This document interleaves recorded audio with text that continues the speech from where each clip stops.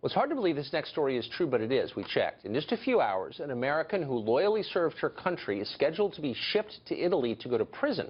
Sabrina De Sousa is a former State Department employee who also served as an undercover CIA officer.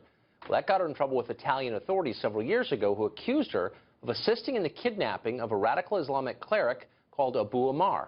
Italy, the nation that once jailed seismologists for not predicting an earthquake, and they actually did that, has handled De Sousa very roughly. She was convicted of kidnapping in absentia without being present to defend herself.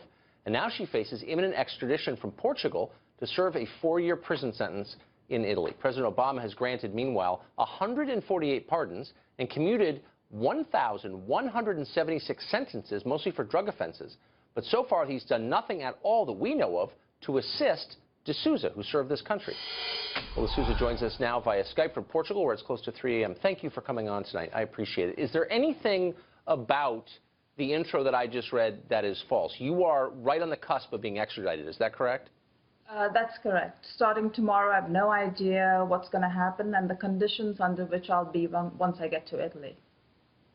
It's horrifying. And considering you've already been convicted in absentia, it doesn't look good, and you're facing a prison term. So this all stems from the kidnapping last decade of this man, Abu Ammar. Now, you were skiing with your son on a ski vacation, a school holiday, when the kidnapping took place. But that decision was not made by you in any case, was it?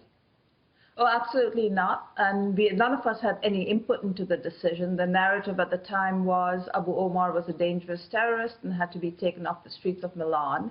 As it turned out, a year after he was in Egypt, where he was transported, he was set free for lack of prosecutable evidence against him.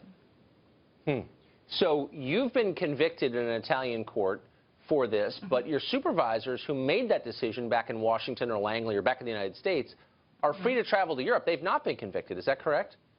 That's correct. And the reason we have state secrets and GLOMAR and all of this is to make sure that they remain that way. Yes. So the Obama administration, Fox reached out to the State Department to ask, what are you doing to help your former employee? And they said this, quote, the Department of State takes its obligation to assist U.S. citizens overseas seriously. And yet it doesn't seem like they're taking your case seriously at all, are they? Well, the most they've done, the U.S. Embassy in Portugal reached out to me to process me for this extradition, make sure my travel documents are up to date and sign the privacy waiver. And to me, the notion itself is a little bit surreal, right? Considering I'm not going as a typical American citizen who's been convicted of a crime, like drugs or something like that. And this was an activity that was sanctioned right all the way up to the National Security Council. So why do you, presumably President Obama could get on the phone and say, we have military installations in Italy. We do a lot of business with Italy. You may not do this. How's that sound? Has he done anything like that that you're aware of? No, I'm not aware of anything like that. And I think one thing, Tucker, is that this entire fallout from this entire rendition has been handled by the CIA completely. The CIA has decided what goes to Congress, what Congress is told, what they're not told, who gets a pardon, who doesn't, etc. So, I don't know how much the president could have weighed in if the director, Brennan, for example, said, well, this is the way we're going to proceed with this particular case or the whole case itself. And I think a large part of this as well is because of the Italian intelligence services. So many of them were convicted. In fact, one of them is the chief of the Italian intelligence service. And this is kind of also quite outrageous for the Italians to have the chief resign, be convicted over an ill-conceived operation that had little intelligence value. Yes. You must feel betrayed. I feel betrayed as an American just watching you. What do you hope that the newly installed President Trump will do for you?